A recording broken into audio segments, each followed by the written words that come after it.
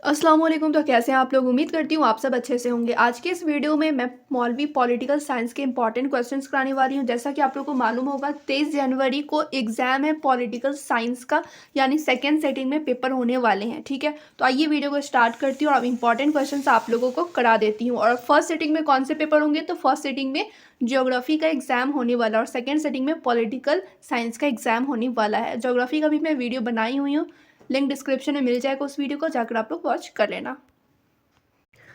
अब यहाँ पर आप लोग देखिए मौलवी पॉलिटिकल साइंस के important question, objective and subjective दोनों टाइप के क्वेश्चंस कराने वाली हूँ, इसलिए वीडियो को पूरा ज़रूर देखें। सबसे पहला सवाल है, इंसानी समाज व तहजीब की तारीख कहाँ से शुरू होती है?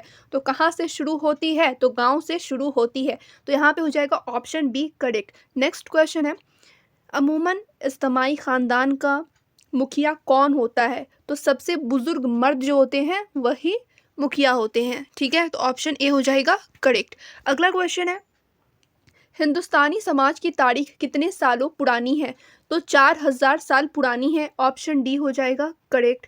नेक्स्ट क्वेश्चन है, तहजीब कारी के अमल के मुताबिक निचली जातें किस जात के सलूकों की पैरवी करती है? तो द्विज जात की। ठीक है, तो ऑप्शन बी हो जाएगा करेक्ट। तो चलिए अगला क्वेश्चन यहाँ पे देखिए, इनमें से आबादी की बढ़ोतरी का नतीजा कौन नहीं है? तो कौन नहीं है पूछ रहा है, तो मौसम सरमा में सर्दी लगना। तो यहाँ पे हो जाएगा option D correct. Next question है, इनमें से कौन एक काश्तकार समाज है? तो यहाँ पे ऑप्शन में गांव, मोहल्ला, शहर, इनमें से कोई नहीं, तो गांव हो जाएगा। ठीक है, गांव जो है काश्तकार समाज है। ऑप्शन ए हो जाएगा करेक्ट। नेक्स्ट क्वेश्चन देखिए, मंदरजा झेल में क्या इज्तमाही ख़ानदान की किस्म नहीं है? तो शख्सी तहफ़्फ़ुज़। ऑप्शन सी होगा करेक्ट। फिर नेक्स्ट क्वेश्चन है, जहेज़ ममनू एक्ट कब पास किया गया? तो जहेज़ ममनू एक्ट कब पास किया गया था? तो 1961 में पास किया गया था। ऑप्शन सी हो जाएगा करेक्ट। फिर नेक्स्ट क्वेश्चन है, आर्य समाज के बानी कौन थे? तो आर्य समाज के बानी दयानंद सरस्वती थे। ऑप्शन ए हो जाएगा करेक्ट।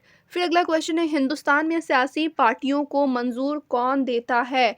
तो कौन देता है? तो इंतखाबी कमीशन देते हैं। ऑप्शन बी हो जाएगा करेक्ट। फिर नेक्स्ट क्वेश्चन है, मंदरजा झेल में से किसको जमहूरियत का चौथा सतून कहा गया है? तो किसे कहा गया है? तो प्रेस को। ऑप्शन बी हो जाएगा करेक्ट। फिर अगला क्वेश्चन है, डॉक्टर भीमराव अंबेडकर की पैदाइश हिंदुस्तान के किस सूबा में हुई थी? तो हिंदुस्तान के किस सूबा में हुई थी? तो मध्य प्रदेश में हुई थी। ऑप्शन डी हो जाएगा करेक्ट। फिर अगला क्वेश्चन है, हिंदुस्तान में नौआबादियात हुकूमत के क्या वजूहात थे? तो सियासी गैर सकूनी थे। ऑप्शन ए हो जाएगा करेक्ट। अगर आप लोग को लगे वीडियो की स्पीड फास्ट है तो आप लोग वीडियो की स्पीड कम करके भी देख सकते हैं।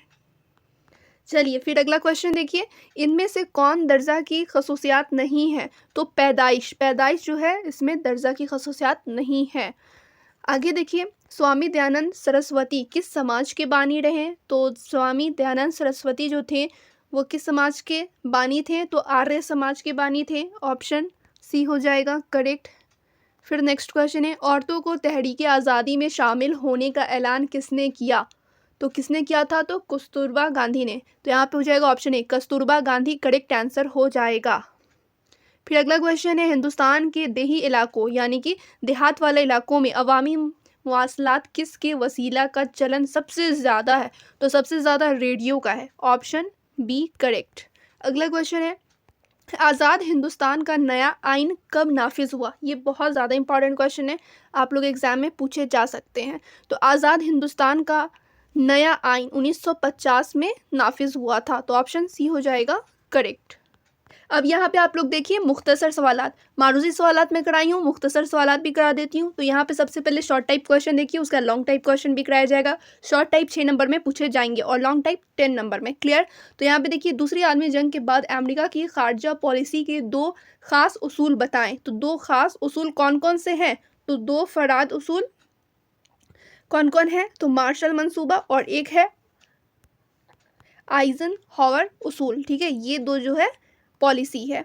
फिर नेक्स्ट क्वेश्चन है, सर्द जंग क्या है? सर्द जंग क्या है? सर्द जंग से मेरी मुराद उस सूरत हाल से है जब 2 या 2 से ज़्यादा मुमालिक यानी 2 या 2 से ज़्यादा कंट्री के दरमियान माहौल इश्तियाल अंगेज़ और टकराव वाला हो, लेकिन हकीकी तौर से कोई जंग नहीं हो रही हो। दूसरी आलमी जंग के बाद सोवियत रूस अमेरिका के बाद दूसरी बड़ी ताकत बनकर उभरा। हालांकि जंग के दौरान इंग्लैंड, अमेरिका और रूस ने मिलकर फास्ट ताकतों को हराया था, लेकिन जंग के बाद उनमें टकराव और तनाव बढ़ने लगे और उनके बाहमी ताल्लुकात ख़राब होने लगे। इसी सूरत हाल को सर्द जंग के नाम से जाना जाता है। फिर अगला क्वेश्चन है, दूसरी दुनिया के ज़वाल का मफ़हूम मुख्तसर में बताइए। तो सोवियत रूस के ख़ेमे में, ठीक है, सोवियत रूस के खेमे में शामिल मशरक़ी यूरोप के 8 ममालिक ने एक एक करके, यानी 8 कंट्रीज़ ने एक एक करके अवामी मज़ाहिरों को देखकर अपने इश्तराकी हुकूमत को बदल डाला। सर्द जंग के ख़ात्मे के वक्त सोवियत रूस को ये सबसे खामोशी से देखने पर मजबूर होना पड़ा। ऐसा किसी फ़ौजी मजबूर की वजह से नहीं, बल्कि अवामुन्नास के इज्तिमाई का रवैया के दबाव की वजह से हुआ। आखिर में खुद सोवियत रूस का ज़वाल हो गया। फिर देखिए अगला क्वेश्चन है, ये क्वेश्चन नंबर 4 है। क्वेश्चन है यहाँ पे, जवाहरलाल नेहरू कौन थे? ठीक है, इसमें देख सकते हैं 2 सवाल पूछे गए हैं। एक है जवाहरलाल नेहरू कौन थे, और उसी में है आलमी रहनुमा की शक्ल में उनके किरदार से मुतालिक चंद निकात पर रोशनी डालिए। तो सबसे पहले जवाहरलाल नेहरू कौन थे वो बताया जाएगा। तो जवाहरलाल नेहरू, जिनकी पैदाइश 1889, ठीक है, 1889 में हुई थी और इनकी इंतकाल वफ़ात कब हुई थी? तो 1964 में हुई थी, ये याद रखना है। ठीक है, जवाहरलाल नेहरू, तो जवाहरलाल नेहरू आज़ाद हिंदुस्तान के पहले वज़ीर आज़म थे, यानी कि प्राइम मिनिस्टर थे। मालूम होगा first prime minister Jawaharlal Nehru रह चुके हैं। वह आलमी अमन के सफ़ीर की शक्ल में भी मशहूर हुए। उन्होंने अफ्रीकी एशियाई इत्तेहाद, नौआबादियातकारी और अदम असलाह के लिए कोशिशें की और आलमी अमन के लिए परअमन और अमदाद बाहमी की वकालत की। फिर अगला सवाल देखिए, जमाल अब्दुल नासिर कौन थे? बैनुल कवामी सतह पर उनके किरदार की इब्तदाई निकात पर रोशनी डालिए। तो सबसे पहले जमाल अब्दुल नासिर कौन थे? तो वो मिस्र के कामयाब हुक्मरान थे। वह अरब कौमी समाजवाद और तोसी पसंदी की मुखालफत के लिए पाबंद अहद थे। उन्होंने सबसे पहले सोज़े नहर को कौमिया लिया, उसके बाद जिसकी वजह से 1956 में आलमी सतह पर टकराव हुआ। फिर अगला क्वेश्चन है, ये भी इंपॉर्टेंट क्वेश्चन है, सुकार्नो कौन थे? ठीक है, सुकार्नो कौन थे, उनका मुख्तसर तारीफ पेश कीजिए। तो सुकार्नो कौन थे? तो सुकार्नो इंडोनेशिया के पहले सदर थे। इन्होंने मुल्क की तहरीक आज़ादी को एक कामयाब क़यादत अता किया था। क्लियर? तो अगला क्वेश्चन है, दूसरी आलमी जंग के बाद अमेरिका एक अजीम ताकत बनकर उभरा, कोई 2 वजह बयान कीजिए। तो सबसे पहला वजह क्या था? तो अमेरिका के ज़रिया जापान के ख़िलाफ़ एटम बम के इस्तेमाल से दुनिया भर में उसका रौब व दबदबा कायम हो गया। अगला पॉइंट क्या है? एक दर्जा तो मैंने बता दिया, दूसरा दर्जा क्या है? तो जंग के दौरान और जंग के बाद में अमेरिका के बरामद में इजाफा हो गया और वह दुनिया का सबसे बड़ा मुआशी ताकत बन गया। फिर देखिए अगला क्वेश्चन है, पहला गैर जानिबदार इजलास कहाँ हुआ था? वह कौन सी 3 बातों का नतीजा था?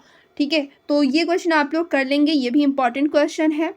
ठीक है, और एक क्वेश्चन है, बर्लिन के दीवार की तामीर और अनहदाम किस तरह एक तारीख हादसा कहलाती है?